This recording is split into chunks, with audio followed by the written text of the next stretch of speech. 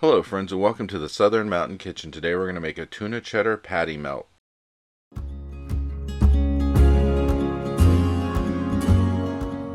So what you see on my counter is literally everything that's going into this, and this is so easy. You just need some mild cheddar, which we're only going to use about 1/4 of a cup of this, about 4 tablespoons of butter, a can of tuna, and an egg. That is literally it.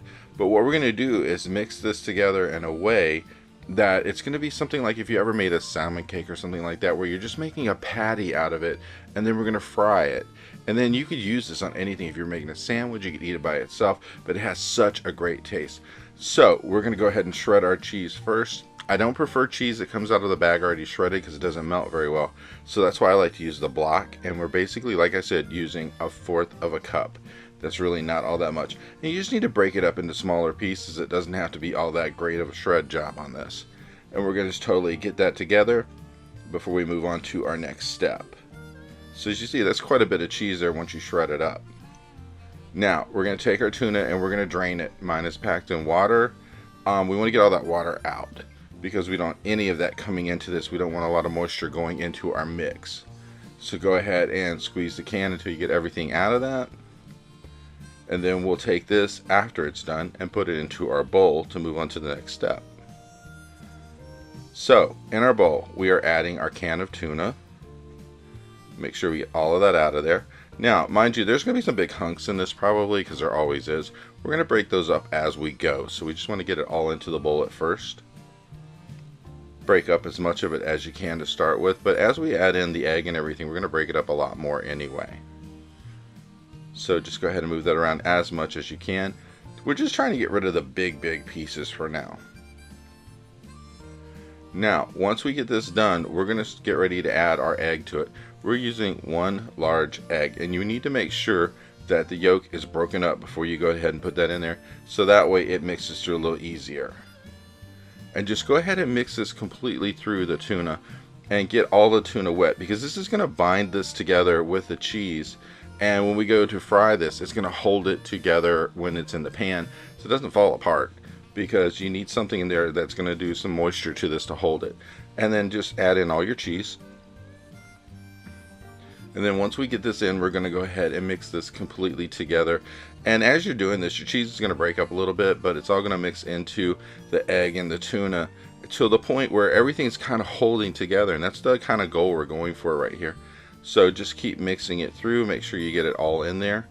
And as we go through with this, you're going to need a medium to large pan after this. Now mind you, this is enough to make 3 patties. So you could use like a medium pan for this. If you wanted to do a lot more than this, you could double this recipe and make like 6 of these, or make thicker ones. It's your choice. I was going for putting this on a sandwich, so I didn't want it overly thick. So that's what I was doing. So we're going to go ahead and take about 1/3 of this and pat it out into a patty in your hand, just like if you were making a hamburger or something. And go ahead and just push it down until it's completely together and it's an even shape. And we're going to do this for all that's left in there until you get 3 of these out of this. So just do it one at a time, and then we're going to go to our pan. We're going to put this over medium-high heat, and we have 4 tablespoons of butter in here. We're going to melt this the majority of the way down before we get going on it, because we really want this melted before we put them in the pan with it. We don't want to use cooking oil or anything like that, because that's going to give a bit of a flavor, but the butter actually is going to make this even better when you're cooking it. But if you were using something like straight up like regular vegetable oil or something like that, it probably would make it a little on the greasy side, and we really don't want that to happen. So as our butter's melting, we're going to get ready to put these patties in. Now when you're putting them in, they're going to be a little loose. That's just what this is when you're doing it. So you're going to have to be careful as you're laying it down in there, but also make sure you don't burn your fingers when you're doing this. And we're going to get all of these 3 together, get them in there, and get them cooking.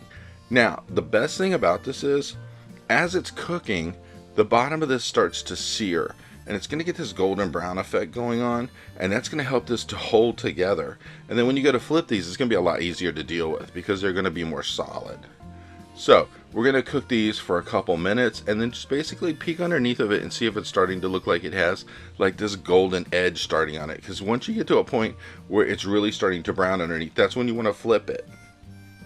So we're just going to let these cook for a couple minutes and let them do their deal.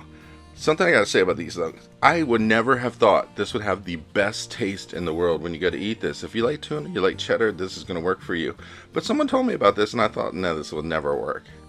It does. It's just a great thing to have.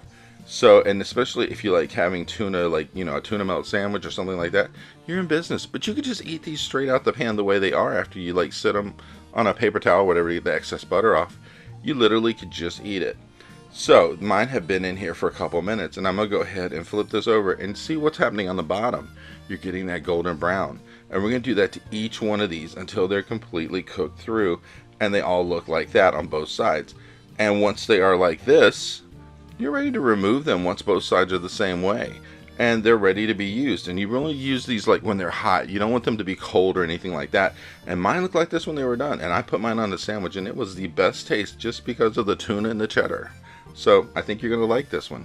I hope you liked this video, and if you did, please like and subscribe. And if you get a chance, check out the Southern Mountain Kitchen website where you can get a free recipe, check out the cookbooks available from the Southern Mountain Kitchen, and if you'd like to, you could order a cookbook at a discounted price cheaper than Amazon with shipping that is also cheaper than Amazon. So if you get a chance, check it out, and I hope you have a great day.